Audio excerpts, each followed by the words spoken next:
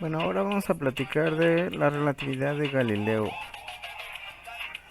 La posición y la velocidad son relativas al observador o al sistema de referencia.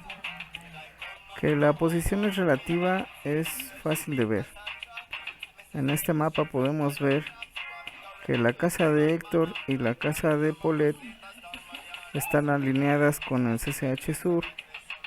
Por lo tanto podemos poner un eje X aquí y un sistema de referencia YX en la casa de Héctor y un sistema de referencia Y'X' en la casa de Paulette, y el eje de X sería el mismo para los dos, pero mientras que Héctor diría que el CCH está a 2 kilómetros en dirección del eje de X, que sería en este caso noreste, Paulette diría que el CCH sur está a menos 10 kilómetros o en dirección suroeste en este eje de X'.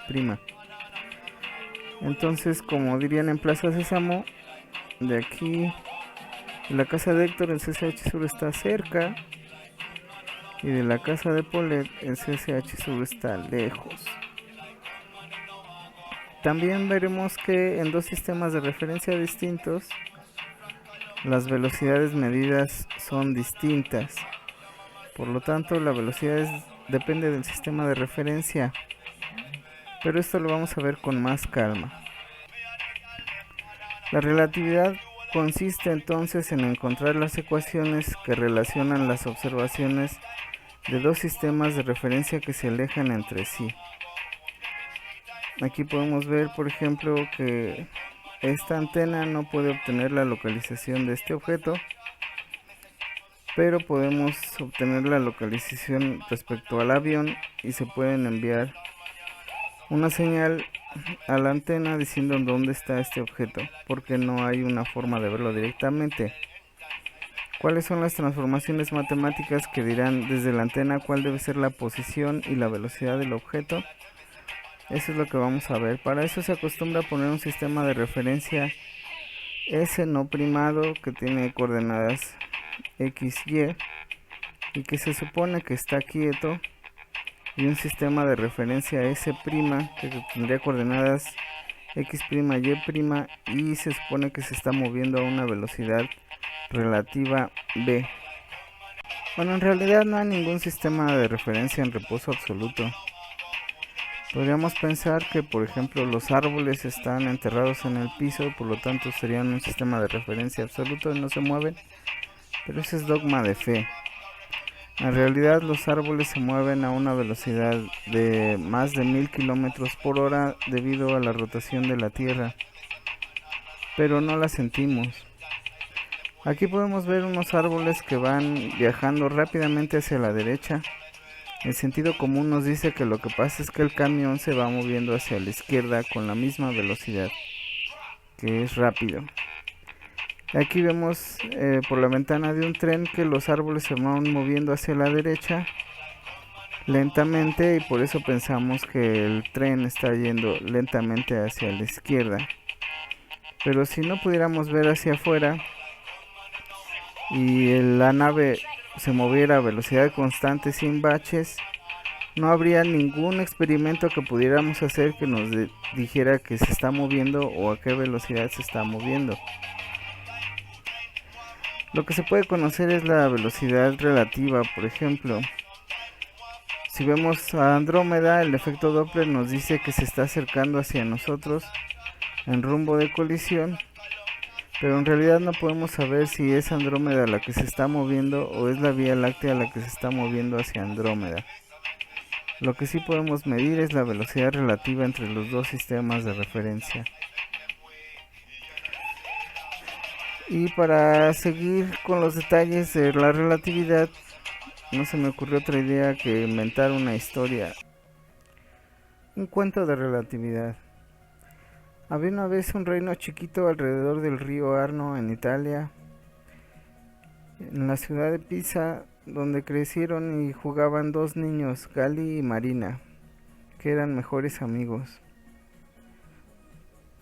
Pero el destino los separó y Gali tuvo que ir a estudiar a un convento primero y a la Universidad de Pisa después, mientras que Marina, que no tuvo esas oportunidades pero era un espíritu libre, se fue de mochilazo a pasear por Italia y terminó viviendo en Venecia.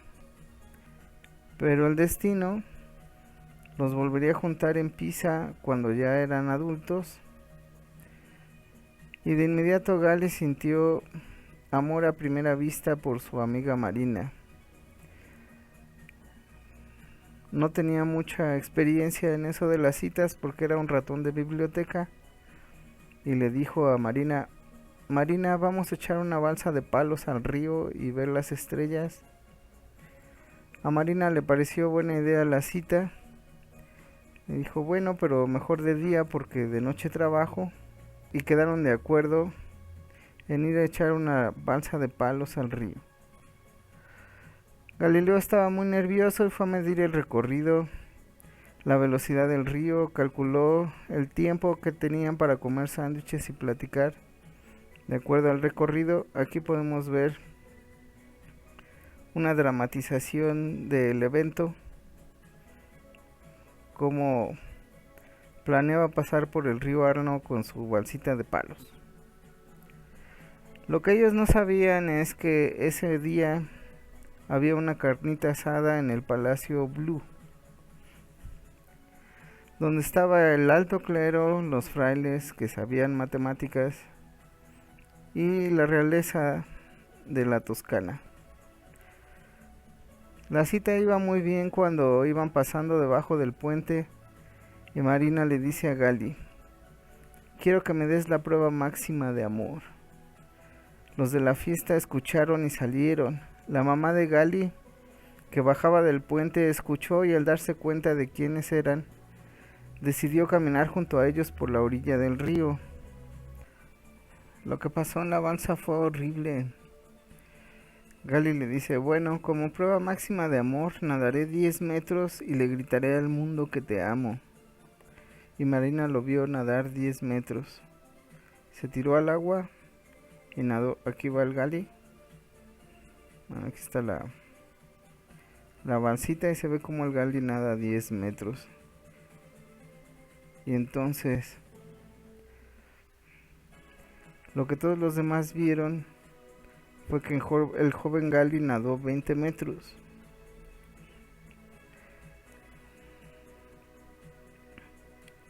Porque mientras él iba nadando, la balsita, la marina y todo el sistema se iba moviendo hacia la derecha a la velocidad del río.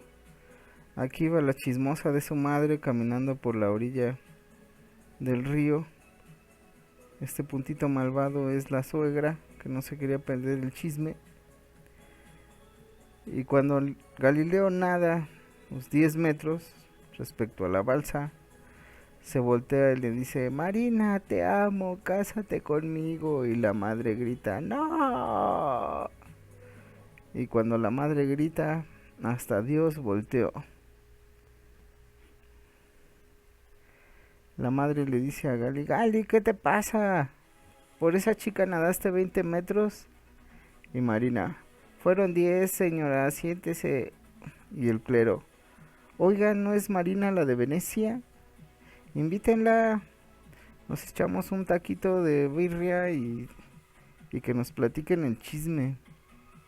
Los nobles no entendían si habían sido 10 metros o 20 metros, y los frailes también estaban tratando de ver qué pasó. Dicen: bueno, al final nada más se separó 10 metros de la balsa, pero si lo mides desde el puente, sí nadó 20 metros. Hay que pensarle. La madre: 20 metros en 2 segundos, ¿en serio? ¿Sabes qué rápido mi orgullo se fue al hoyo, Galileo? Y el Gali: pues 20 metros entre 2 segundos son 10 metros sobre segundo. Y su madre: no te hagas el chistoso conmigo. Y la Marina: nada más fueron 10 metros, señora, fíjese bien. Fueron 10 metros en 2 segundos, señora, no fue tan rápido. Y Gali, esos son 5 metros sobre segundo, nada más. Y los nobles, le debe dar la razón a su madre o que lo deshereden. Y el alto clero, apostamos a que le da la razón a Marina. 200 ducados a Marina. Y entonces el Gali dice, cada quien tiene la razón en su sistema de referencia y todos, elige una, Joto. Y Dios, que estaba viendo el desmadre, dice, sí, tiene razón Galileo. Cada quien tiene la razón en su sistema de referencia. Bueno, pero a Dios nadie lo escucha, porque no había ningún profeta por ahí, ningún esquizofrénico tampoco. Y los frailes dicen, me parece que Gali no solamente estaba nadando, estaba siendo arrastrado como la balsa.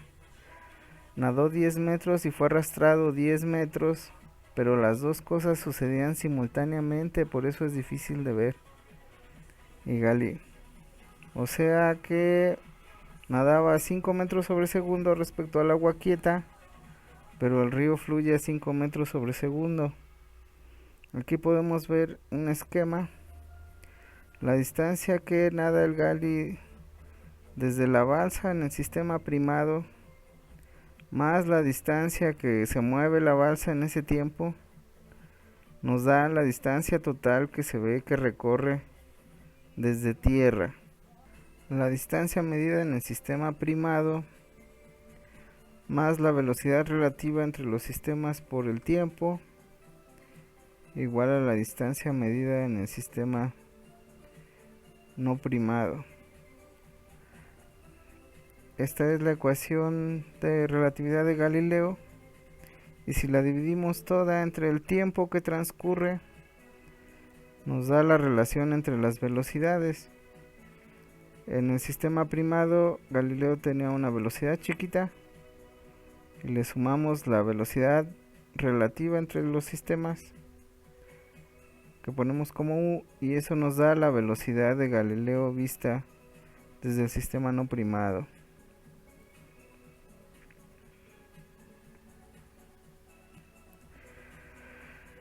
Entonces sigue la taquiza.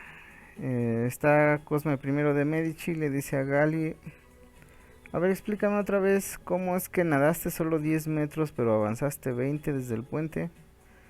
Eso cómo se puede usar prácticamente. Y Gali le dice, bueno, pues con cañones tal vez. Dice, a ver, tráiganle el cañón de Fernandito. Fernandito tenía un cañón que disparaba a 10 metros. Ya estaba probado en tierra. Pues supongamos que aquí tenemos una cosa en tierra y otra cosa en tierra. Y el cañón de Fernandito servía para lanzar a 10 metros nada más. Bueno, entonces si ya conocemos la velocidad en X que le imprime el cañón a la bala, pero ahora montamos el cañón en una balsa y ponemos aquí el objetivo a 10 metros, tanto el cañón como el objetivo en el río. Entonces, aún antes de disparar, el cañón y la bala ya tienen la velocidad del río. Por lo tanto, visto desde tierra, a la velocidad V0x' que le imprima el cañón a la bala, hay que sumarle la velocidad del río y se verá como que llega más lejos.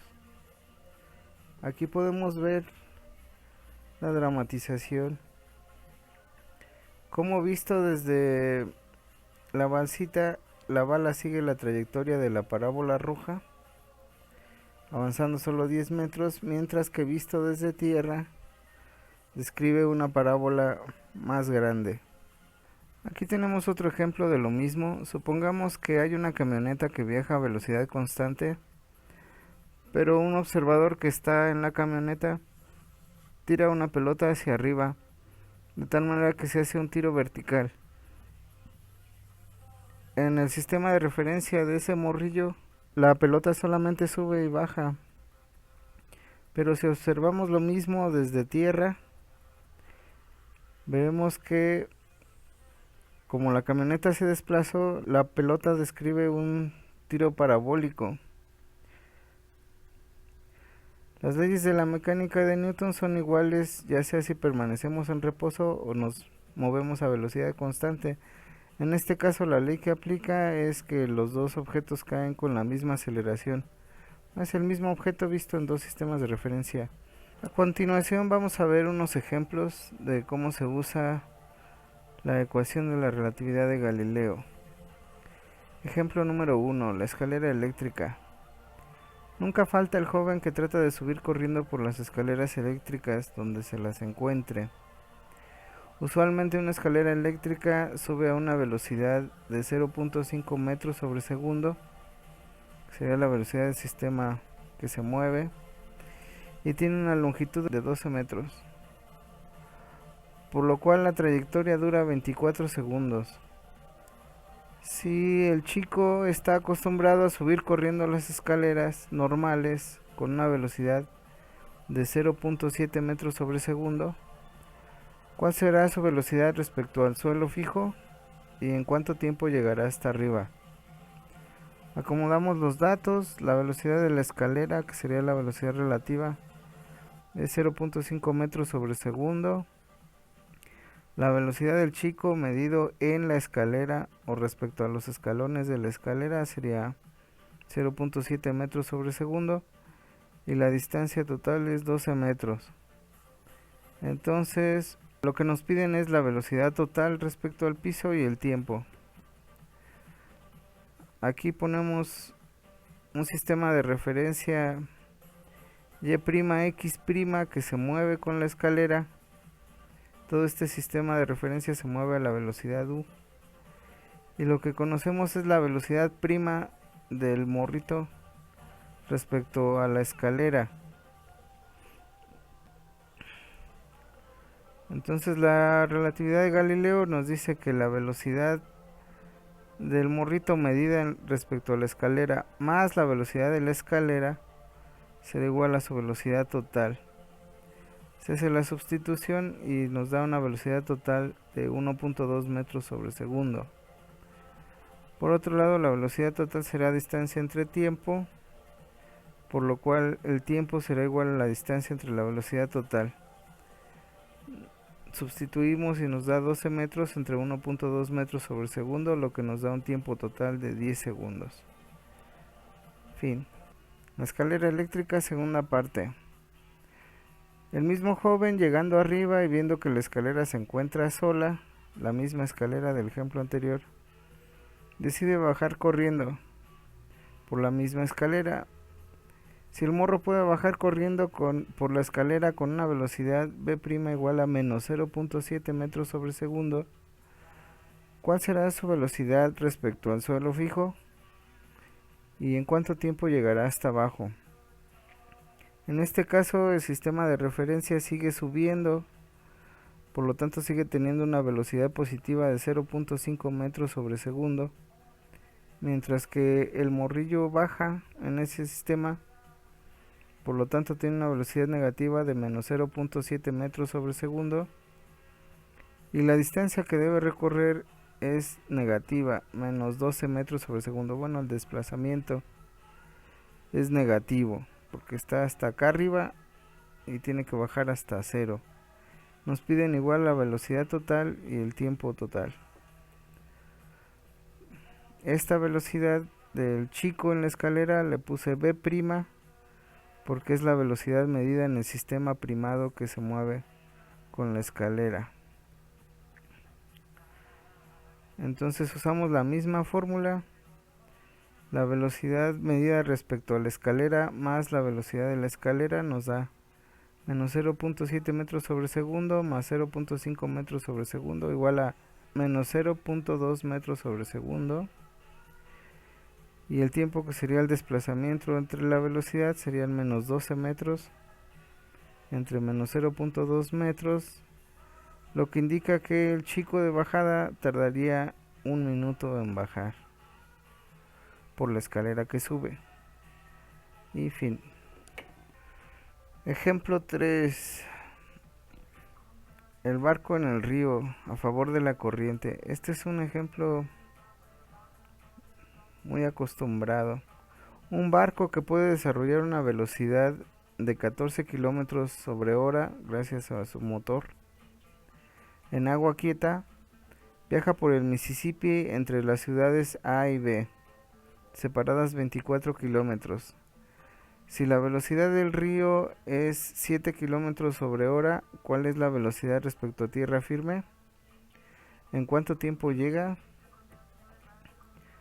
Entonces, a la velocidad del barquito que puede desarrollar respecto al agua quieta, hay que sumarle la velocidad del río, nos da la velocidad total. 14 más 7 son 21 kilómetros sobre hora. Ahora dividimos la distancia total entre la velocidad total y nos da el tiempo total. En este caso es 24 entre 21, 1.143 horas. Esta hora está dividiendo abajo, pasa hasta arriba por la ley del sándwich. Ejemplo 4. Barco en el río a contracorriente. Si el barco viaja ahora a contracorriente, con una velocidad de menos 14 kilómetros sobre hora, porque va a la izquierda, viaja ahora de B hacia A, su desplazamiento será de menos 24 kilómetros, porque va de derecha a izquierda, y la velocidad del río sigue siendo de 7 kilómetros sobre hora, la velocidad relativa, y es positiva porque va de izquierda a derecha. ¿Cuál es la velocidad del barco respecto a tierra firme y en cuánto tiempo llega de B a A? Pues la velocidad respecto a tierra será la velocidad del barco medida respecto al río, será menos 14 kilómetros sobre hora, más la velocidad del río. En este caso vemos que se restan, se terminan restando las velocidades. Menos 14 más 7 son 7 kilómetros sobre hora negativos. Y el tiempo es el desplazamiento entre la velocidad, sería menos 24 kilómetros entre menos 7 kilómetros sobre hora igual a 3.43 horas. Podemos ver que se tarda muchísimo más tiempo en recorrer la misma distancia. Ejemplo 4. Avión despegando. Un avión se dispone a despegar, pero de acuerdo a la torre de control, existe un viento de cola con una velocidad del viento de 120 kilómetros sobre hora. Si la velocidad que necesita el avión para despegar es de 260 kilómetros sobre hora, medida respecto al aire quieto, ¿qué velocidad necesita alcanzar en la pista? Entonces aquí podemos ver la torre de control, el avioncito, y vemos que hay un viento de cola de 120 kilómetros sobre hora. Esto es malo porque lo que importa es la velocidad relativa entre el avión y el aire. La velocidad relativa debe ser suficientemente alta para que se logre hacer la fuerza de sustentación. No muy alta para que no aparezcan problemas de cercanos a la velocidad del sonido. Pero no importa quién se mueve, el avión o el viento, lo que importa es la velocidad relativa entre los objetos. Entonces, la velocidad del avión respecto al viento debe ser 260 kilómetros sobre hora. Ponemos un sistema de referencia primado x', y', que se mueva con el viento con una velocidad relativa de 120 kilómetros sobre hora. En este sistema de referencia el viento estaría quieto. Respecto a este sistema de referencia es que el avión debe alcanzar una velocidad v' de 260 kilómetros sobre hora. Entonces la velocidad total del avión debe ser igual a esta velocidad v' más la velocidad del viento. Por lo tanto, la velocidad total que debe alcanzar el avión es 260 km sobre hora más 120 km sobre hora igual a 380 km sobre hora. Si la pista no es suficientemente larga, entonces el vuelo se cancela. Ejemplo 5. Choque frontal. Si un bocho y un Ford viajan en rumbo de colisión, demuestre que la velocidad del choque es la suma de las magnitudes de sus velocidades. Supongamos que el bocho va viajando a 80 km sobre hora de izquierda a derecha, mientras que el otro auto va viajando de derecha a izquierda con una velocidad entonces de menos 120 km sobre hora y van a chocar. Entonces vamos a demostrar que la velocidad del choque sería 80 más 120. Para esto vamos a poner un sistema de referencia que viaje con el carro Ford. En este sistema de referencia X, Y montado en el auto, la velocidad medida del auto sería 0. Y en este sistema de referencia la velocidad de un árbol sería 120 km sobre hora.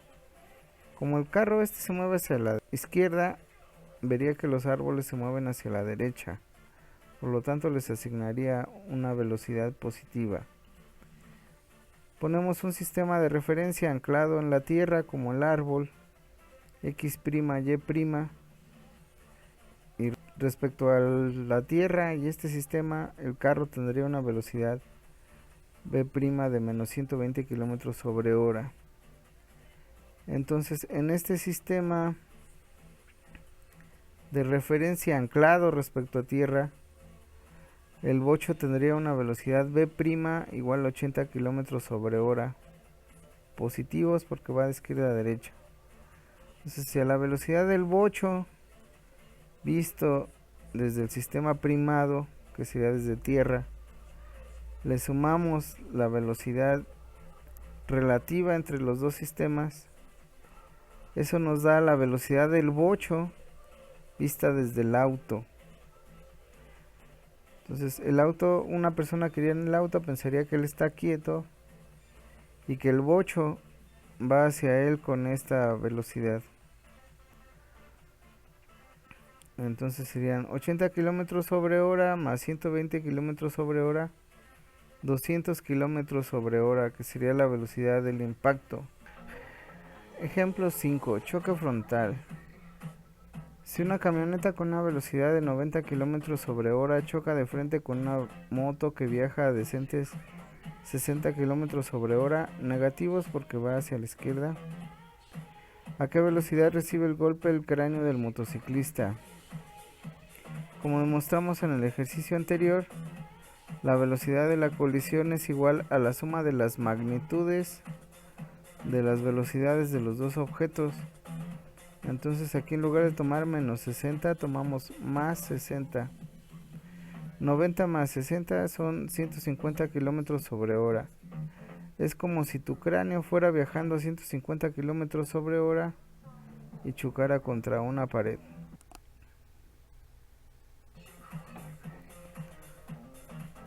Para terminar, realiza estos 4 ejercicios